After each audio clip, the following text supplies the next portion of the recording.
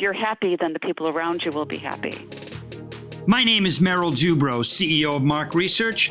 I'm a 35-year veteran of the research and insights community and the host of our podcast, On the Mark. On the Mark is focusing on executives and thought leaders in the world, sharing their insights, strategies, and personal experiences. I promise this podcast will be filled with tough, pointed questions with real, insightful, and emotional answers. Today's guest is my good friend, Michelle Elster, president of Raven Research. Michelle, welcome to the On the Mark podcast. Thank you for having me. Hey, Michelle, let's start with this. First of all, thank you so much for being on this. I'm really excited. So just describe Raven Research for all the listeners. Just a little history of the company, what types of projects you work on, things like that. Sure. Happy to do that. Okay, so the company was started in 1963 by my father, Joe Raven, a pioneer in the industry. So this year we are celebrating our 57th anniversary. And I joined the company in 1985. I know I'm dating myself, but hey, you know what? You're only as old as you feel, right? Exactly. In 85 and started just prior to that in the advertising industry and account management. Made the transition in 85 and have never looked back. The company is a full-service global market research company. We provide quantitative and qualitative research services, strategy, data analytics, and secondary research services to companies all over the world. We do have a particular expertise in B2B, even though we do both B2B and B2C. It just seems that we can do it, and so our clients trust us with that. Our work pretty much runs the gamut from anything related to new products to market segmentation, market structure studies, anything related to marketing communications, and satisfaction. So did you know when your dad was starting the company way back when, and you were obviously a little girl and then went to college and got your MBA, did you always know you wanted to be a researcher, Michelle? No, I didn't. In fact, my dream, and I thought for sure I would always be in advertising. So my undergraduate degree was in advertising from the University of Illinois. And then I went on to get my MBA in marketing and international business, thinking that at some point I may want to do global or international marketing or advertising. I was not thinking that I would work in the market research industry, mostly because I never really thought of myself as a data person. I really enjoyed the creative output in advertising, and that was really where I thought my heart would be forever.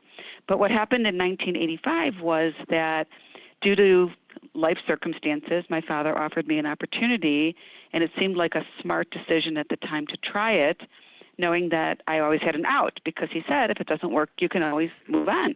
Well, I started in 85, and I never looked back, and it's been one of those rides where, you think, maybe this is going to work, maybe it isn't going to work. How do you work with your father? A lot of people said that they could never do that. Well, we had to work through a lot of those issues, and we ultimately were able to, and I rose up through the company just like he said I was going to have to. He wasn't going to pave the way for me in any way. I had to earn it, and so I did. And so I am the second owner of Raven Research Company, and hopefully this is it. Yeah. It's interesting. I had an opportunity to work for my dad, Michelle, between my junior and senior year in college. One summer, worst summer of my life, could not wait to get back to school. My dad was brutal to work for. He sat me down. He said, listen, you show up late by 1 minute, you're fired. You come back for lunch by 1 minute late, you're fired. If you don't call me dad, you call me Mr. Dubrow. My dad was tough, was really, really hard to work for, and just was not a fun experience at all. Describe your dad a little bit, because I know you mentioned earlier that you had to work through certain issues and working for your dad, and your words, not mine, but I'll repeat them, which were you had to prove yourself. Michelle had to prove herself. I did. Was that harder? The bar was 1,000,000 times higher for me than it was for anyone else. He set the standard really, really high, and he said, everybody is going to be watching you, and they're going to think that if you grow within the company, if you're promoted within the company, it's because you're my daughter. He said, I never want to have to say that. I want to have to say it's because you earned it. And so, yes, the standard was really insanely high. And so I took it very seriously. I was the first one in the morning. I was the last one to leave. I grew the business. I transformed the business over the years. I demonstrated that I was worth it. And I would say that, and I think he would agree, that we would not be where we are today if it hadn't been for me. My relationship with people like you and my good friend Ken Roberts and so many of our other dear friends in the industry, I kept my ear to the train tracks and my nose to the grind, the grindstone, whatever it's called. I kept it really, really low to the ground so that I could hear what was happening in the industry. Because my father, quite honestly, he was very old school, but if you could make a case for a change that was going to be important for the company and allow us to continue to move forward and to grow, he was open to trying anything. So he treated it very, very delicately. He was, with kid gloves. And so he was afraid to make changes over time. And so I really had to push it. But he was amazing with his clients and as tough as nails with his employees. And so people were kind of afraid of him. And a lot of people over the years left because they said he was impossible to work for. So when I say we had to work through a lot of things, we did. We had to figure out how to work together, how to take the father-daughter relationship and transform it into a business relationship. I had to listen to when he said no, and I had to take it as the final gospel and walk away. But, in the end, he's a very reasonable man. And he's the smartest person I've ever met in my life. Next to maybe my husband comes close to that. But he's ethical, doesn't lie, doesn't cheat, doesn't take things that don't belong to him. He's very, very, very ethical. And so I learned a lot from a very, very respectful person. That's great. So you mentioned a few minutes ago about transforming the business, which we all have done. Can you quickly just give me a couple of headlines of how you've transformed the business from 5, 7, 8 years ago? Because I think that's exciting for the listeners to hear. Yeah. Well, 5, 7, 8 years ago. I can't even remember when all this started, but, technology reared its ugly head way back, and I don't even know when, Meryl, but I remember, you standing up at one of the conferences and saying, online research is going to account for over 60% of the work we do, or whatever that number was, and I went, what? Because at the time, everything was, in person, face-to-face at malls and telephone. And I got pushed into it. Because I had clients who wanted to do it. It started with that, and I was afraid of my shadow because I was so afraid of making a mistake and all the pitfalls along the way. But, we had to embrace that. We had to say, okay, a lot of the things that we said we would never do, we had to do. Like, for example, back in the day, I remember saying that we would never use a panel. And it was when, Nielsen was really kind of one of the only panels around, and we said we would never use panel data. We would never use panel sample. And so what happened with the online space, as you know, is that became really the only way you could do it. Even with client lists, it's hard. So that was one of the things. We had to sort of rethink some of the things that were happening in the industry. And, we've had to, as every company has, build in checks and balances and quality controls that ensure that we're getting the absolute best data that we can get. And then listening to what our clients want, right? So demand and supply, right? So we have to say, if our clients ask about these services, then maybe we should be thinking about how we can deliver them. So we've expanded our offerings quite a bit. We just kind of keep getting dragged along and trying not to say no, because I know there's always a way of getting something done. And oftentimes what happens is that we get pulled in a direction, and then all of a sudden it becomes something that we can offer on a regular basis. No, that's great. Okay, good. Obviously, we spent a lot of time together with the American Marketing Association back in the day on PCC. How did you first get involved in that? Was that through your dad? It was. So when the day I joined Rabin Research Company, he said to me, listen, the only way I was ever to get anywhere in this industry was by meeting the people who are in the marketplace, getting to know your competitors, getting to know the suppliers, the vendors, and developing relationships with them. That was like the first thing. And then he said, after I got my feet wet and started volunteering for the Chicago chapter, he said to me, one of the ways he's been able to grow the business was being able to demonstrate the quality of your work and the way you work. So the practical nature of the way you approach problems and your ability to manage and to demonstrate to people how smart you are. So this kind of evolved. So in 1985, I volunteered for the very first time for the Chicago chapter of the AMA. And within 5 years, I was already president. And then because I did a good job as president, then the National Association recognized me and started pulling me into volunteer positions and then leadership roles in the National AMA. I guess over the years I have earned it. And so I've been given a lot of opportunities, which I'm very grateful for. That's great. It's interesting because, I worked on PCC with you, and you were obviously the chair of you were the queen of the AMA back in the day. And years prior to that, your dad was king of the AMA. He was also the chair. And I think you were the only, father-daughter or even any two people from the same family that have ever had the chair of the AMA, right? It is correct. And we both were president of the Chicago chapter of the AMA, and we both were chairman of the board of the National AMA. But I believe it or not, I even went further than him, and I served as chair of the AMA Foundation, which he never did. As far as I know, and I could be wrong, but I think we're the only legacy, the only two generations of the same family. It would probably take me all day to list out your American Marketing Association accomplishments. I mean, there's so many.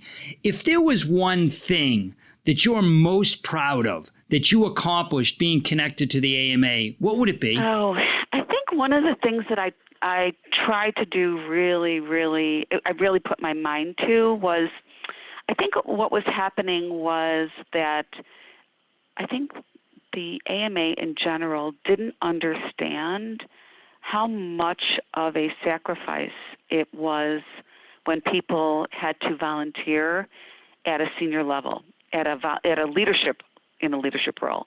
It's a huge sacrifice. I tried very hard to develop, and I'm not sure it's even being used anymore, but sort of come up with, and you can't really monetize it, but you can do as much as possible to make people understand, make their bosses understand the value of being a leader in an organization like the AMA and what people get in return. And so I started working on what I called a compensation package for leaders of the AMA. And that was an important thing that I thought would help both leaders, potential leaders, the organization, and the companies that they work for.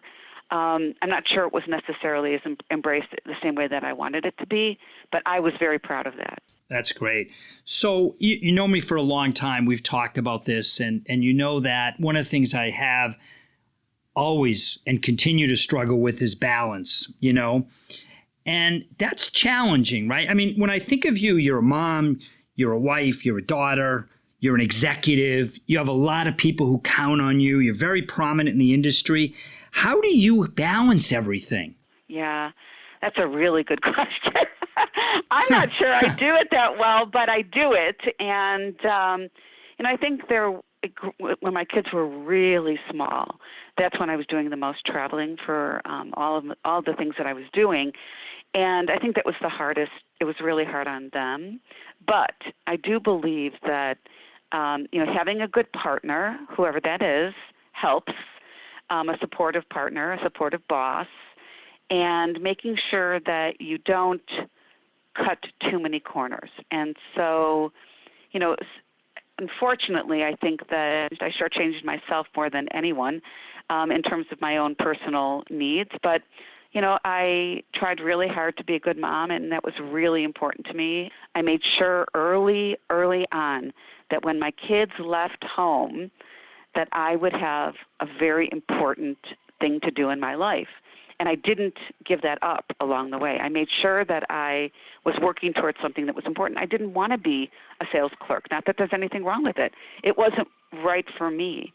So I think that alone is is something that helped me keep the balance because it made me happy. I was doing what made me happy. And so, if you're happy, then the people around you will be happy. No, I think it's important. I mean, I think a lot of people that I know struggle with that, and it's a common topic that we have, because anytime I can get a best practice or anything, I can get a tip on what to do a little bit better, smarter. I love it. So eventually, and please don't think I'm pushing you out, but eventually you're gonna ride off on a beautiful white horse. No. Named Casper. Is it the third generation of Elsters to take over here? Is it? Do you see one of your kids being following in your footsteps and their grandfather's footsteps? Well, we do have a third generation of researchers. My son David is in marketing insights at PepsiCo, and his wife is as well, Susanna Macon. David Elster and Susanna Macon, I'll give you a shout out. They're amazing. Great. And we do have a third generation of researchers. Whether or not they want to take over the company is another question.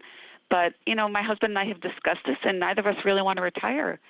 So right now we're planning on continuing to work, and we'll see what the future holds. That's great. Well, and I still remember, it's interesting. I still remember being at your house during one of the meetings and playing basketball with David in the driveway. I know. He was 5, I think, at the time. He was. That's how old I know, and that's how many years we've known each other. So when David and his wife wanted to get into the industry or decided to, did you give them any advice? Did you pull them aside and say, "Hey, listen, blank is the best thing I could tell you"? Anything come to mind? Along the way, I got him as many opportunities as I could, introduced him to people, helped him pave the way for him to get internships. And most of the time I thought he was going to either be in advertising or marketing, not in research. So when he decided, after his first job in marketing, he decided insights was really the most interesting part of the business for him.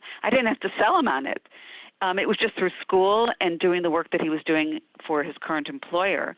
He applied to get into the Nielsen School of Market Research at Wisconsin. He went through his first year, and as a second year, he met Susanna. He was her mentor. And that was on day 1. On day 2, they were in love. But I didn't have to sell him because David discovered it really on his own. And I think they both realized that it is one of the most interesting parts of the business, of marketing in general, and it's always changing, and we're always learning. They found it on their own, really. I would say, David is very much like me. He's got both the analytical side and the creative side, and he's found that market research really is the perfect place to blend those two left and right brain skills. And Susanna's the same way. She's very smart. Michelle, great stuff. Thanks again for listening, Michelle Elster. This is the On the Mark podcast. My name is Merrill Dubrow. Have an amazing day.